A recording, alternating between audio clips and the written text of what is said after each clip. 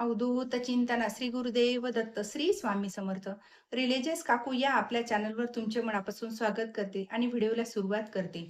बघा, श्रावण महिन्यापासून स्वामींचे 11 गुरुवारचं व्रत कसं करायचं हे आज आपण व्हिडिओमध्ये बघणार आहोत. तर मग आता श्रावण महिना 13 ऑगस्ट पासून चालू होत आहे आणि आपलं योगायोग म्हणजे अगदी गुरुवारपासूनच श्रावण महिना चालू होतोय. तर मग आपले गुरुवार त्या दिवशीपासूनच चालू होतात. अगदी हे साध्या सोप्या पद्धतीने आपल्याला गुरुवार करायचे आहेत. आणि हे गुरुवार म्हणजे व्रत आहे हे कोणीही करू शकतं. मुलगा, मुलगी, घरातली जे काही आपल्याला म्हणजे लेडीज, जेंट्स असेल त्याचं काहीच नाहीये. कोणी कुठल्याही वयाचा असू द्या, त्यांना ज्यांना उपास शक्य आहे, ज्यांना ही सेवा करणं शक्य आहे, त्यांनी हे व्रत करू शकता. आणि हे इतकं प्रभावी व्रत आहे, की हे तुम्ही एकदा केलं, की तुमच्या ज्या काही मोठ्यातल्या मोठ्या इच्छा असतील त्या सुद्धा पूर्ण होतात. तर असं हे स्वामींचं 11 गुरुवारचं व्रत आहे. तर ते आपण कसं करायचं ते आज आपण पाहूया. तर व्हिडिओ शेवटपर्यंत नक्की बघा. तर बघा, ज्या दिवशी आपल्याला हे गुरुवार करायचं आहे, त्या दिवशी आपण सर्व आवरून, आपलं देवपूजा आवरून, सुचिरभूत होऊन आपण सगळं व्यवस्थित आपल्याला हे पूजा करायला बसायचं आहे. तर आपल्याला ह्या पूजेसाठी साहित्य म्हणजे आपल्या घरामध्ये स्वामी चरित्र सारामृत ग्रंथ असणं फार आवश्यक आहे. आणि आपल्याकडे स्वामींची मूर्ती असेल तर मूर्ती चालेल, फोटो चालेल. आपल्याला हे काही पण स्वामींचा ग्रंथ आपल्या घरामध्ये असणं आपल्यासाठी म्हणजे महत्त्वाचं आहे. तर मग आपल्याला आपल्या देवघरासमोर बसायचं आहे. ज्या दिवशी आपल्याला गुरुवारचं सुरुवात करायची. तुम्ही संकल्पयुक्त जर करायचं असेल तर तुम्ही करू शकता. नाही संकल्पयुक्त केलं तरीही चालेल. कारण आपल्याला 11 गुरुवार करायचे आहेत हे. तर आपण जेव्हा देवासमोर बसतो, तर तेव्हा आपल्याला तुम्ही बघा, चौरंगावर मांडायची असेल पूजा, तुम्ही चौरंगावर मांडू शकता. नाही तर आपल्या देवघरात तर आपण स्थापन केलेली आहेच आहेत स्वामी समर्थांची मूर्ती. तर जर आपण तिथं देवघरासमोर आता सगळ्यांना आपण प्रत्येकाने जर देवासमोर जर इतका वेळ बसलं, तर दुसऱ्यांना सुद्धा देवाचं करता आलं पाहिजे.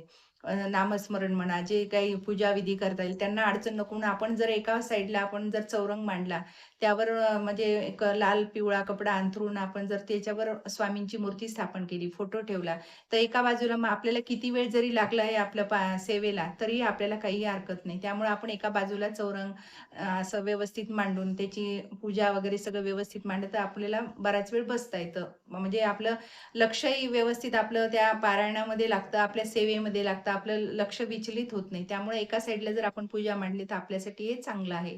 तर बघा, पहिले आपल्याला चौरंग मांडायचा आहे. त्यावर आपल्याला लाल किंवा पिवळा जो काही तुमच्याकडे कपडा असेल, तो आपल्याला त्याच्यावर अंथरायचा आहे. आणि तुम्ही साईडने फुलाचं डेकोरेशन वगैरे करू शकता. आणि त्यामध्ये आपल्याला पहिले एक आपल्याला गणपती म्हणून आपल्याला सुपारी लागणार आहे.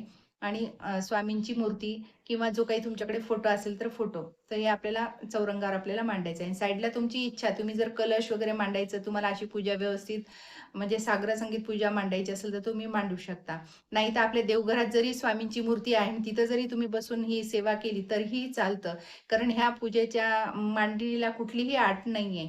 तुम्ही साध्या सोप्या पद्धतीने सुद्धा करू शकता. नाहीतर तुम्ही असं बाहेर चौरंगावर मांडून डेकोरेशन करून ती सुद्धा तुम्ही तिथं करू शकता. तर बघा, सर्वप्रथम आपल्याला ताम्हणामध्ये स्वामींची मूर्ती घ्यायची आहे आणि आपल्याला त्यावर आपल्याला अभिषेक करायचा आहे.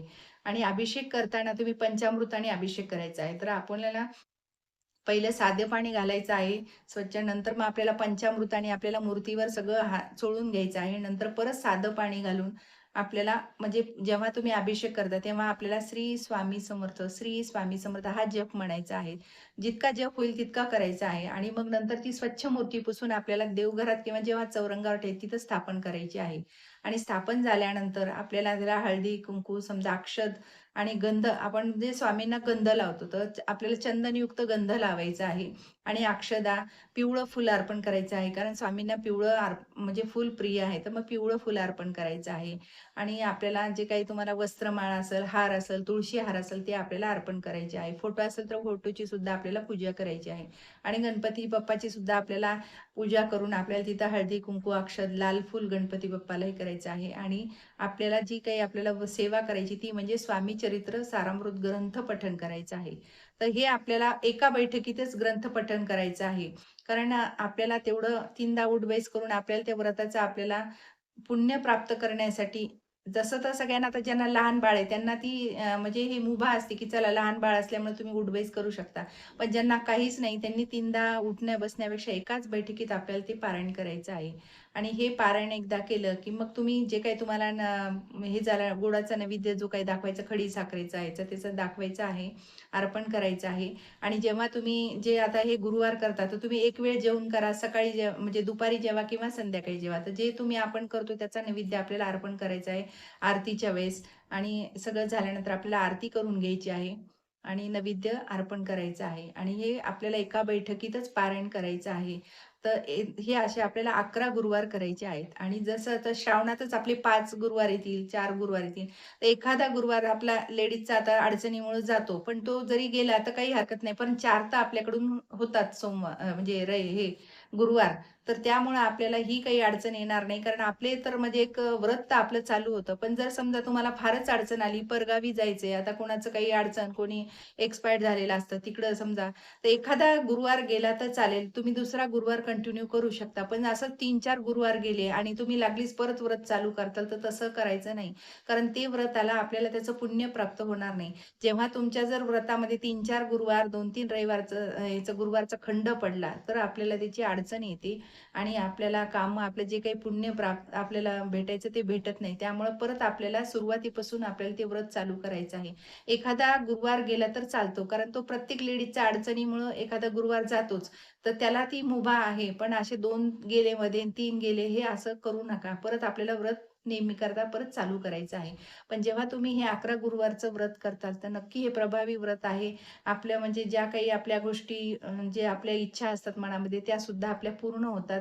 आपल्याला कुठलीही अडचण येत नाही आणि आपण जेव्हा व्रत करणार आहे, तेव्हा आपल्याला स्वामींजवळ प्रार्थना करायची आहे, की स्वामी आई माझ्याकडनं हे व्रत अखंडपणे चालू करून घ्या. कुठलीही अडचण येऊ देऊ नका. मग स्वामी आपले बरोबर आपलं म्हणजे आपली व्रत पूर्ण करून घेतात. आपली अडचण त्यांच्या चरणाशी आपण सांगितली, की बरोबर आपल्या जे 11 गुरुवार आहे त्याच्यात आपला खंड येणार नाही. एखादा गुरुवार आला तरी चालेल.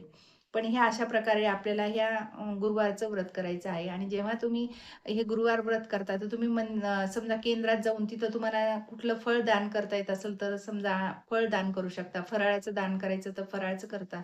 कारण हे आपण जेव्हा उपवास, व्रत, वैकल्य करतो, तेव्हा अन्नदानाला, जे काही फळदानाला खूप महत्त्व आहे. तुमच्याकडून जे घडेल तसं तुम्ही करू शकता. जितकं करता येईल तेवढं करायचं आहे. अशा अगदी साध्या सोप्या पद्धतीने हे 11 गुरुवार करायचे आहेत. तर ज्यांना आता 11 शक्य असेल त्यांनी 11 करा. ज्यांना हे श्रावणातले 5 करायचे त्यांनी 5 करा. पण हे असे प्रभावी गुरुवार नक्की करून पहा. नक्की तुम्हाला यश येईल. श्री स्वामी समर्थ. जय जय स्वामी समर्थ. माझा जर व्हिडिओ तुम्हाला आवडल्यास लाईक, शेअर आणि सबस्क्राईब करायला विसरू नका.